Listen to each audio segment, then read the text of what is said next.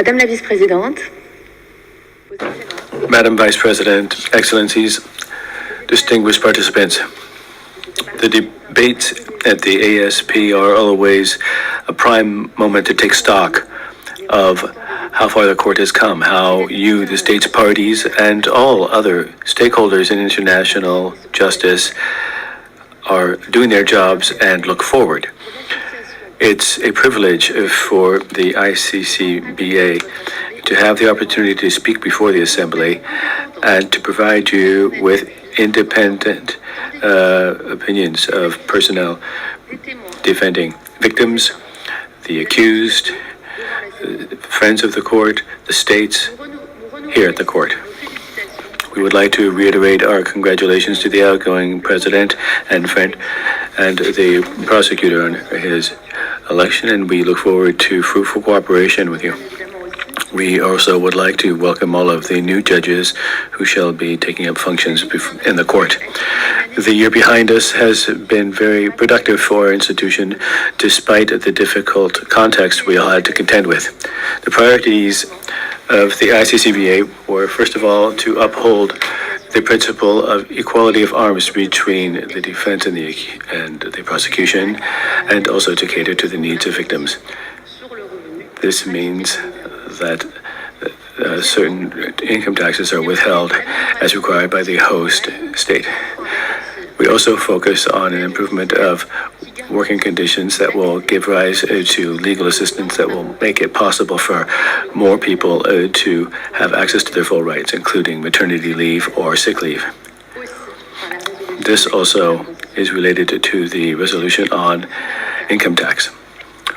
This is of essential importance because most of the legal teams are made up of women. So we would call on all states parties to help the judicial assistance process.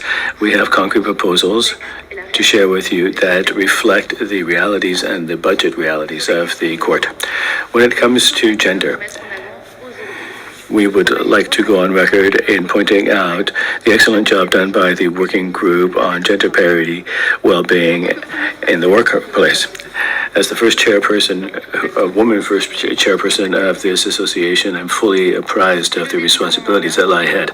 From the very outset of my term of office in October, I met with the gender parity coordinator within the ICC, and I've been awarded the title Gender Champion.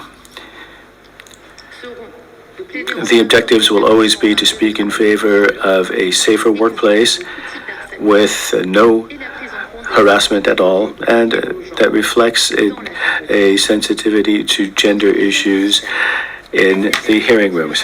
And it's on these bases that the ICCBA will continue to work hand in glove with the court and act as a partner in order to make improvements for all of those men and women alike who are working for international justice, be it on behalf of the prosecutor, the defense, the victims, or the registrar.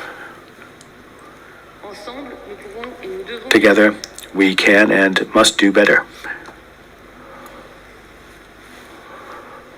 The ICCBA has also played its role as the interlocutor on a number of operational issues of import. For example, we were actively involved in the discussions on the reform of legal assistance, and in particular as part of the review mechanism. We've worked closely here with the facilitator of the Hague Working Group, His Excellency, the Ambassador of El Salvador. Her Excellency, we would like to thank her for having initiated a constructive dialogue between the states parties and other key players, including the staff of the ICCBA and the registrar. We're grateful to the registrar and to the Director of Legal Services, who we've had very constructive cooperation. We've been able to lay down the main principles that make it possible for us to make efficient strides forward in the field of legal assistance. We would also like to welcome one point of progress. The constitution of our association has been amended in order to make sure that support staff is also included in our deliberations. This really reflects the broad harmony of voices who are working with great dedication, often in difficult and trying circumstances within the legal teams. The ICCBA this year once again has shown that it is a reliable and important partner to the Court and the Assembly of States Parties when it comes to achieving the overarching universal principles set forth in the Rome Statute that shall continue into the future. Thank you very much for your attention.